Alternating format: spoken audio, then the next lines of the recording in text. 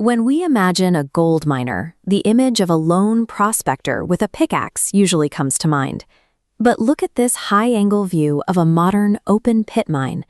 Extracting gold today requires moving mountains of rock and bathing them in massive volumes of chemical solutions to separate out the precious metal.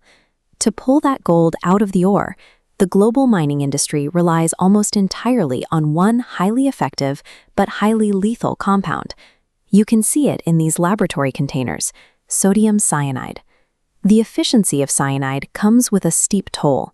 If containment systems fail, this toxic liquid aggressively creeps through porous rock layers, poisoning pristine underground aquifers, destroying surrounding ecosystems, and posing severe threats to human health. This creates a stark imbalance. Multinational mining corporations extract the vast economic wealth of the gold trade, leaving the local populations to absorb the physical and chemical risks of the operations left behind. People living in the shadow of these mines realized they were absorbing all the danger with almost none of the reward. Facing a complete vacuum of safety regulations, local communities began a desperate grassroots push for legal intervention to block toxic chemical extraction. By the late 1990s and early 2000s, that resistance reached a boiling point.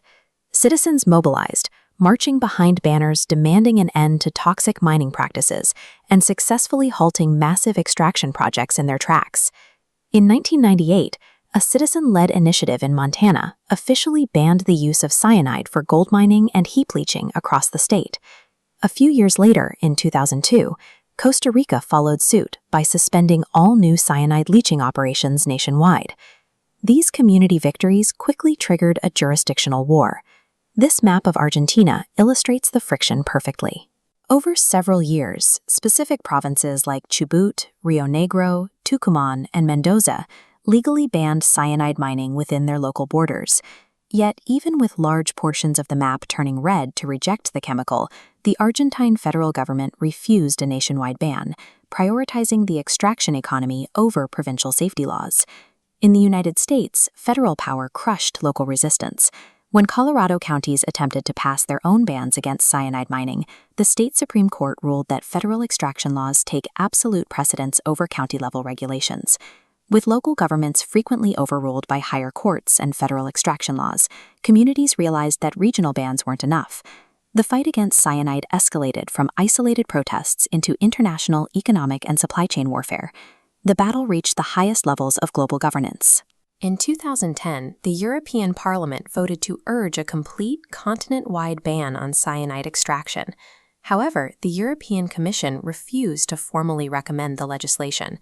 They calculated that outlawing cyanide gold extraction would lead to massive job losses across the mining sector, effectively choosing the existing industry over the environmental measure. Other nations made the opposite calculation. In 2017, El Salvador's parliament passed a comprehensive ban on all forms of metal mining. They prohibited all exploration and processing, specifically outlawing toxic chemicals like cyanide across their entire territory. In regions where total bans haven't passed, governments are instead strangling the logistics. Places like China, Zimbabwe, and Vancouver now classify sodium cyanide under the strictest hazardous materials categories, heavily restricting who can legally transport, store, and license the chemical. Between absolute national bans and increasingly impossible supply chain logistics, the legal operating window for the cyanide standard is permanently closing.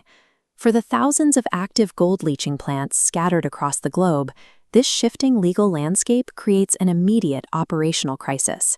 With their primary chemical restricted or outlawed, their processing options are rapidly disappearing. When strict environmental laws close off the old methods, the free market is forced to innovate. Chemists engineered high-performance, non-toxic alternatives designed to directly replace lethal cyanide at a molecular level. One specific solution to emerge is the JIN CHAN metallic ore dressing agent.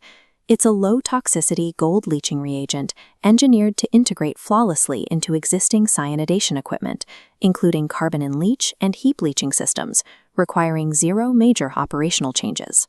It delivers equal or better leaching efficiency across different ore types, while easily passing the strict environmental protection standards that are currently shutting down older cyanide-dependent operations. The worldwide wave of cyanide bans will not end the gold mining industry. Instead, these strict legal regulations are proving to be the catalyst for technological evolution, forcing extraction to finally become sustainable.